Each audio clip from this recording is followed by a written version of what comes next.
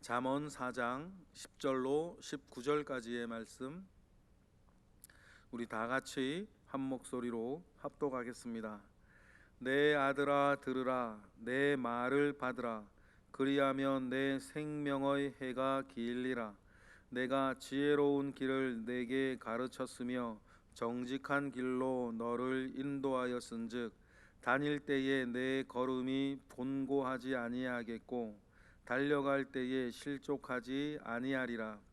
훈계를 굳게 잡아 놓치지 말고 지키라. 이것이 내 생명이니라. 사악한 자의 길에 들어가지 말며 악인의 길로 다니지 말지어다. 그의 길을 피하고 지나가지 말며 돌이켜 떠나갈지어다. 그들은 악을 행하지 못하면 자지 못하며 사람을 넘어뜨리지 못하면 잠이 오지 아니하며 불의의 떡을 먹으며 강포의 술을 마심이니라. 의인의 길은 돋는 햇살 같아서 크게 빛나 한낮에 광명에 이르거니와 악인의 길은 어둠 같아서 그가 걸려 넘어져도 그것이 무엇인지 깨닫지 못하느니라. 아멘. 그리스도인은 그리스도의 길이 있음을 믿습니다. 그리스도인은 믿는 이로서의 마음의 가짐이 있습니다. 그리스도인은 그리스도인으로서 품고 있는 생활 방식, 사고 방식이라는 것이 있는 것입니다. 여러분이 전혀 믿지 않는 사람과 만나 이야기할 때 뭐라고 딱 꼬집어서 이야기할 수는 없는데 무언가 관심사가 다르고 무언가 생각하는 틀이 다르고 무언가 중요하다고가 여기며 사는 것이 다르구나 라고 하는 것을 느끼셨을 것이고 여러분도 사실 느끼셔야 됩니다. 그렇더라고 우리가 뭐 그분들을 터부시하고 상대 안 하고 관계를 맺지 않고 살 수는 없지 않습니까? 바울이 말한 바 그렇더라면 우리가 세상 밖으로 나가야 될지니라. 바울이 그런 것처럼 우리가 여러 사람들과 함께 섞여 살지만 여러분들이 느끼실 수 있으셔야 되고 아마 느끼실 것입니다. 좀 다릅니다. 우리가 뭐 신앙생활 얼마나 열심히 했고 열심히 하지 않았고 얼마나 내가 성경 말씀 잘 알고 잘 모른다 하더라도 여러분 정도 되는 신앙생활 이렇게 오랫동안 하신 분이면 느끼셨고 또 느끼셔야만 되는 것입니다. 왜 그런 것이 생기냐면 우리가 그래도 받아온 교육이 다르고 내 속에 채워진 지식이 다르고 내가 정말 이 땅 가운데 살면서 바라보는 것이 여러분 다르기 때문입니다. 그러니 여러분 우리가 그런 다른 길을 이미 걷고 있는 사람이라는 것을 여러분 기억하고 그 속에서 때로는 자긍심도 가지셔야 되고 그 속에서 때로는 사명감도 가지셔야 되고 그곳에서 여러분 우리가 정말 이 세상에 속하지 아니한 사람이라고 하는 사실 속에서 또 기뻐하시는 저와 여러분 되시기를 바랍니다. 그러면 좀 그렇게 다른 사람으로서 어떻게 어떤 마음을 가지고 살면 더 좋을까라고 하는 살아가면서의 지혜를 우리는 잠언서에서 우리는 배울 수 있고 그리고 또 오늘 말씀도 같은 맥락에 있습니다.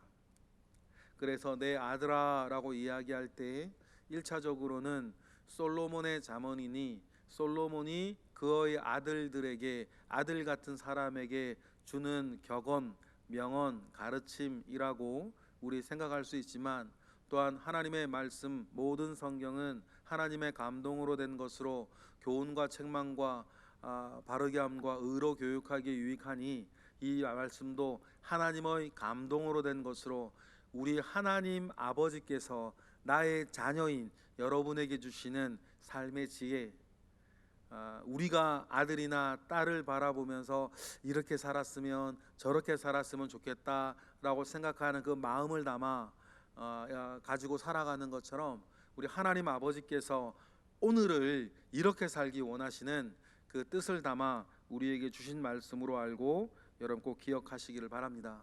그래서 앞뒤에 우리가 읽게 될 그 잠언의 말씀을 10절 말씀처럼 받아서 먹으시기 바랍니다.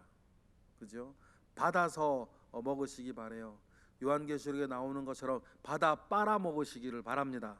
우리 10절 그러면 어떻게 된다 그럽니까? 10절 읽어보겠습니다. 내 아들아 들으라, 내 말을 받으라, 그리하면 내 생명의 해가 길리라. 여러분, 육체적으로도 그렇고 영적으로도 그렇습니다. 우리가 정말 하나님의 말씀의 교훈을 받아서 살면 육체적으로도 생명의 해가 길어져요. 이건 당연합니다. 육체적으로도 여러분 우리가 하나님의 말씀 가운데에서 하라는 거 하고 하지 말라는 거 안 하고 먹으라는 거 먹고 먹지 말라는 거 안 먹고 그러면 여러분 당연히 육체는 건강해지는 것입니다. 그런 거 하지 아니하고 나중에 건강 잃어버리고 여러분 어려워하는 분들 우리 주변에 많죠. 결국 이러나 저러나 우리가 죽을 건 확실하지만 분명하지만 여러분 그래도 우리가 하나님께서 허락하시는 수를 사는 동안에는 육체적으로도 여러분 하나님의 말씀을 쫓아 살면 건강해요. 정신적으로도 마찬가지 아니겠습니까? 하나님께서 우리에게 말씀하신 그 하라는 거 하고 하지 말라는 거 하지 않으며 마음의 기쁨과 즐거움을 가지고 여러분 살면 단 한 가지 스트레스 외에는 삶의 스트레스가 없으실 거예요. 마음 평안하고 기쁘고 그러겠죠. 단 한 가지 스트레스가 있어요. 어떤 스트레스냐면 내가 의를 행하기 때문에 당하는 핍박, 내가 주의 말씀 붙잡고 믿음 붙잡고 살기 때문에 주변에서 얻게 될 수 있는 여러 조롱과 여러 답답함들, 그 유일한 스트레스 하나가 있는 것이죠. 그러나 여러분 이 스트레스는 다른 스트레스와 좀 달라요. 그 자체가 사실은 우리가 때로는 가슴이 아프기도 하고 슬프기도 하지만 내가 정말 의로움 가운데 서 있음으로 말미암아 겪게 되는 스트레스들은 여러분 오히려 우리를 더욱더 강하게 다부지게 만들어 갈 것입니다. 그래 하나님의 말씀 붙잡고 사는 사람은 스트레스도 별로 없고 마음 불안할 것도 없고 두려울 것도 없고 죄짓고 막 이렇게 숨길 것도 없고 여러분 굉장히 마음이 편하게 살겠죠. 정신건강으로도 그렇고 영적으로는 여러분 말할 것도 없는 거죠. 생명 대신 주님 붙잡고 사는 사람으로서의 영적인 평안함, 항상 기뻐하고 여러분 범사에 감사하며 이런 일 저런 일 있으나 이거 하나님 허락하시는 일이다 라고 하면서 그 속에서 의미를 찾고 그렇게 살아가는 사람이 영적으로 얼마나 건강했어요. 그런 여러분 영적으로나 육적으로나 정신적으로 혼적으로도 하나님 편에 이렇게 있는 사람은 평안합니다. 그러니 장수하죠. 육체적으로도 장수하고 정신적으로도 강해요. 영적으로도 여러분 흔들리지 않는 것입니다. 때로는 여러분 우리를 우는 사자와 같이 두루 다니며 삼키려고 하는 자가 우리가에게 있는 작은 틈을 가지고 틈 타고 들어와서 그래 틈을 탄다 그러죠. 우리 틈을 타고 들어와서 우리의 많은 것들을 흔들어 놓으려고 할 수도 있습니다. 여러분 그럴 땐 되게 어렵죠. 어려운 그 일들을 우리 모두 경험할 때가 많이 있습니다. 그럼에도 불구하고 여러분 오늘까지 우리는 돌이켜서 하나님의 말씀을 받고 내가 주님 안에 거하기를 원하고 주의 말씀이 내 안에 거하기를 원하며 우리가 살아갈 때에 여러분 내 생명이 길리라. 이거는 길고 길다라는 말과 강하다는 말과 풍성하다는 말 같이 들어있는 말입니다. 그렇게 되어지는 것이죠. 여러분 이게 행복한 거예요. 여러분 이거보다 행복한 게 뭐가 있습니까? 이게 행복한 거죠. 하나님께 붙들려 사는 사람의 그 행복과 장수가 있는 것입니다. 그러니 여러분 우리가 11절에 있는 말씀처럼 지혜로운 길을 가르치고 정직한 길로 인도하는 그 걸음 가운데에 여러분 우리가 늘 살기를 애쓰기를 바랍니다. 그러면 어떻게 됩니까? 12절 다 같이 다닐 때에 내 걸음이 곤고하지 아니하겠고 달려갈 때에 실족지 아니하리라 라고 하는 것입니다. 시험 들 일 없는 것입니다. 여러분 결국 시험 들 일을 가만히 보면 내가 무엇인가에 반응했기 때문이에요. 실족할 만한 일이 너희에게 없을 수 없다. 주님 분명히 말씀하시지 않으셨습니까? 정말 실족할 만한 일들이 주변에 없을 수 없어요. 그런데 여러분, 정말 우리가 실족할 만한 일을 만나는 것과 내가 실족하는 건 다른데, 실족할 때 가만히 보세요. 내가 실족할 만한 그 일에 내가 반응했기 때문이에요. 상관없는 거 아닙니까 여러분? 그죠? 상관없으면 상관없어요. 말이 좀 이상한데 상관없으면 상관없는 거예요. 문제가 안 되면 문제가 안 되는 거죠. 그런데 내가 꼭 그러한 일들에 내 마음이 반응해요. 반응해서 어떤 죄에 한 고리가 걸리죠. 그러면서 여러분 다툼과 갈등과 시험과 이런 것들이 여러분 흔드는 것이죠. 그럴 때 여러분 하수들은 사람 탓하고 여러분 막 이거 일 탓하고 막 괴로워하고 막 그래요. 여러분 그 하수들이 하는 일이고, 영적인 고수들은 여러분 상관 안 해요. 상관 안 하는 거 아닙니까? 내가 주님 바라보고 있으니까. 물론 이렇게 말하고 있는 저도 하수짓을 할 때가 많이 있는데, 그럴 때마다 나를 환기시키는 거죠. 그래, 상관없다. 그래, 주님이 허락하신 일이다. 나는 그저 의인의 길로 이렇게 길을 찾아가면 되는 거고, 나머지 말아서 하나님이 하시겠지. 심지어는 원수 갚는 일이라도 로마서에서 뭐라 그러세요? 원수 갚는 일이 내게 있으니 너희들은 원수에게도 원수도 갚지 말라. 그렇게 얘기하는 거죠. 아이를 키우는 부모가 여러분 자기가 억울하다고 해서 나쁜 말, 나쁜 짓 하는 걸 부모님이 원하지 않죠. 혼을 내고 욕을 해도 부모가 해야지. 우리 아이들은 그렇게 하는 걸 원하지 않는 마음이랑 똑같아요. 그래, 하나님 우리에게 뭐라 그러세요? 너희는 원수도 갚지 마라. 원수 갚는 것이 내게 있으니 원수가 줄이거든 먹이고 목마르게 마시우라. 그럼 그것이 너희들이 원수의 머리에 뭐를 쌓아두는 것 같으리라? 숯불을 쌓아두는 것 같으리라. 머리에 숯불을 쌓아두면 어떻게 되겠어요?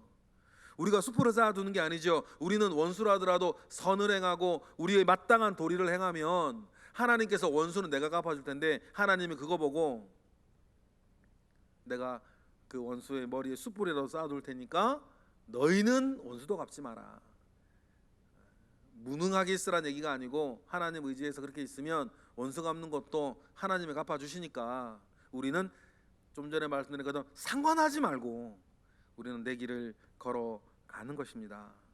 그러니 여러분, 그런 마음을 우리가 가지고 있는데 매사에 그게 잘 되는 건 아니죠. 저도 그렇고 여러분도 그렇고 흔들리고 짜증도 나고 확 이것도 하고 싶고 그런 마음 왜 안 들겠습니까? 그러나 그럴 때마다 13절 읽어볼까요? 시작.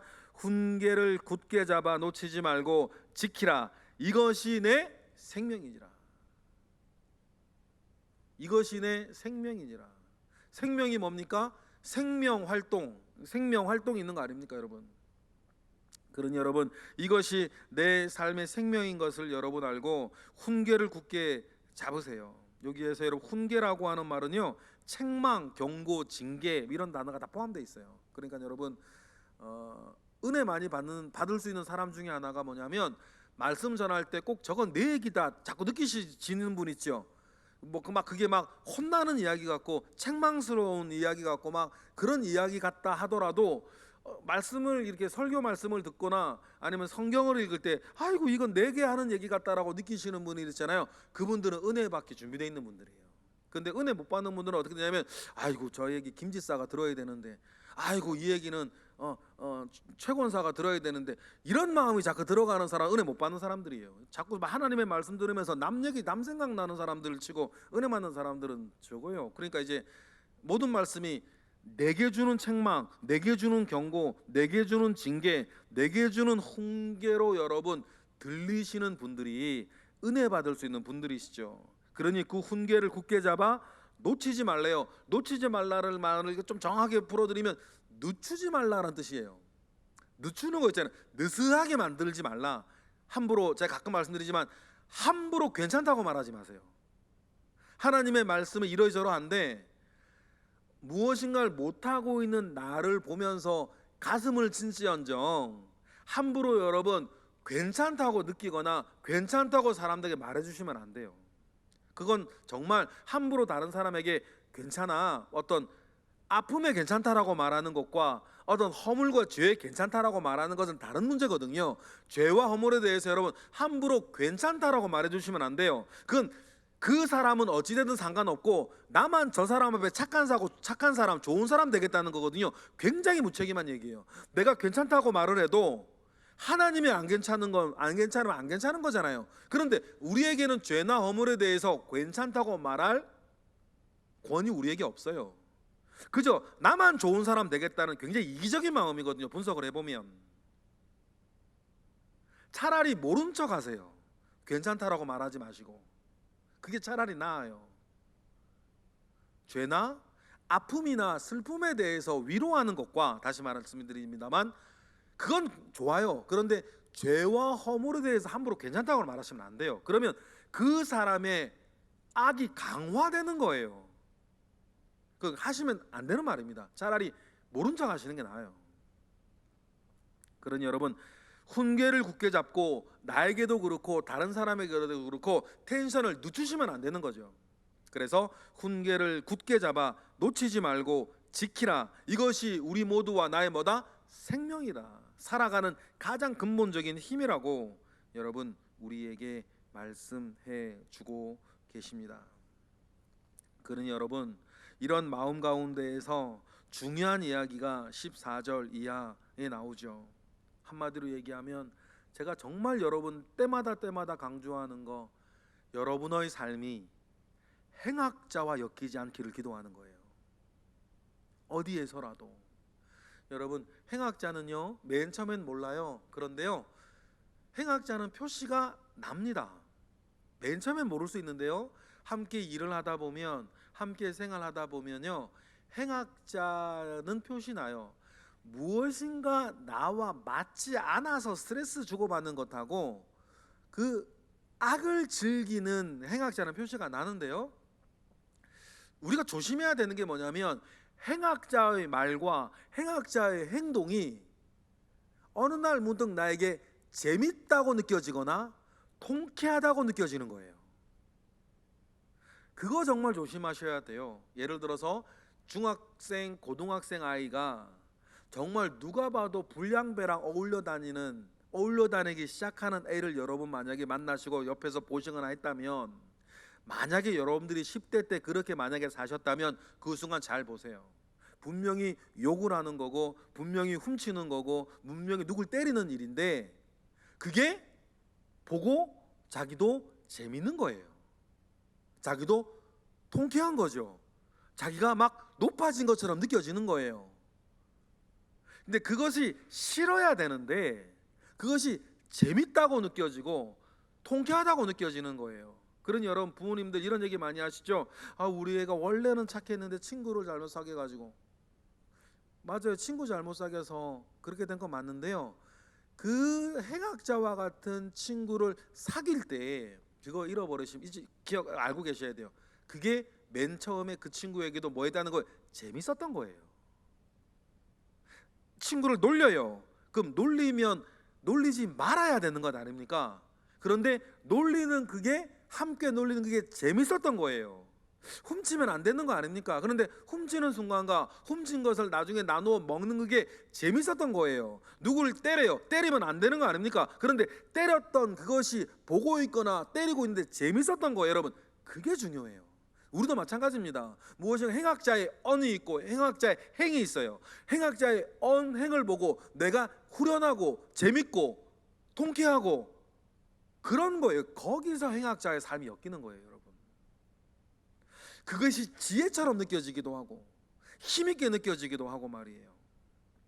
그러니 여러분, 우리가 믿는 이로서의 사고방식, 믿는 이로서의 태도를 가지고 있으면 행악자 여러 언행이 나와 맞지 아니하다는 것을 느끼고 여러분 그 길을 벗어나야 되는 것이죠.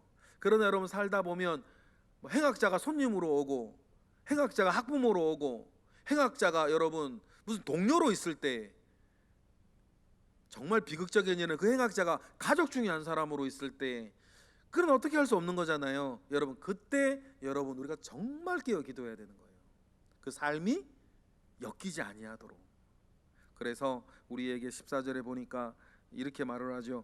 14절 읽어볼까요? 시작. 사악한 자의 길에 들어서지 말며 악인의 길로 다니지 말지어다. 15절 그의 길을 피하고 지나가지 말며 돌이켜 떠나갈지어다. 웬만한 말입니다. 행악자. 또 죄에 대해서 여러분 꼭 기억하실 게 있어요. 우리가 행악자나 죄에 대해서 맞대어 싸우는 게 아닙니다. 여러분 성경이 우리 보고 죄랑 싸우라 그러지 않았었어요. 피해라 그랬죠. 죄는 싸우는 게 아니라 피하는 것입니다. 똥을 보고 피하듯이, 길거리 가다가 고양이 죽은 사체를 보고 징그러워 피하듯이, 여러분 죄는 똥이나 고양이 사체처럼 멀리서라도 보면 피하고 안 보려고 하고 그렇게 돼야 되는 것이지, 꼭 죄의 시험에 빠지는 사람들이 뭐냐면 뭔가 들여보는 거예요. 그런데 우리가 고양이 사체 보고 이게 뭐지 하고 이렇게 꼬챙이 들고 뒤적뒤적 하지 않지 않습니까? 왜? 징그러우니까. 죄가 우리에게 그렇게 느껴져야 되는데 꼭 시험에 들고 죄의 수렁에 빠지는 거 보면 꼬챙이 들고 고양이 시체 뒤적뒤적거리듯이 분명히 이건 피할 건데 무언가 호기심을 느끼고 뒤적뒤적거리는 거예요.